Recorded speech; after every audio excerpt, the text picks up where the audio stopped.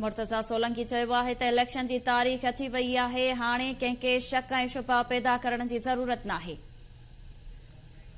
शफ़ाफ़ चूंडूं कराइण निगरान हुकूमत जी ज़िम्मेवारी आहे। निगरान वफ़ाक़ी वज़ीर मुर्तज़ा सोलंकी चयो आहे त निगरान हुकूमत जमहूरियत आइन ऐं कानून जी पासदारी करे रही आहे।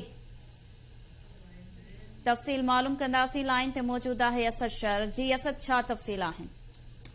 जी बिल्कुल, इतलात वारे वफ़ाक़ी वज़ीर मुर्तज़ा सोलंकी अॼु नेशनल प्रेस क्लब इस्लामाबाद में सहाफ़ियुनि जे सेमिनार खे ख़िताब कयो आहे ऐं हिकु भेरो ॿीहर शहीद सहाफ़ी जान मोहम्मद महर जे कातलनि जी गिरफ़्तारी जो यकीन ॾियारींदे चयो आहे त हुन सिंध हुकूमत सां बि ॻाल्हियूं कयूं आहिनि ऐं जान मोहम्मद महर जे कातलनि जी गिरफ़्तारी लाइ जेके समूरा जेके वस आहिनि उहे कबा ऐं समूरी जेके ज़रूरतूं हूंदियूं उहे बि उन जे लाइ पूरियूं कयूं वेंदियूं।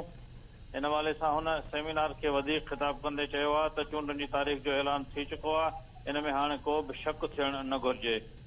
मुर्तज़ा सोलंकी जो वधीक चवणो त निगरान हुकूमत जो झुकाव कंहिं बि सियासी पार्टी तरफ़ न आहे ऐं असांजो कमु ज़िम्मेदारी सां इलेक्शन कराइणु आहे।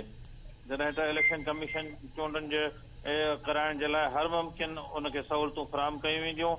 असांजी ज़िम्मेदारी आहे त माण्हुनि जा जेके मसइला आहिनि उहे उजागर करियूं।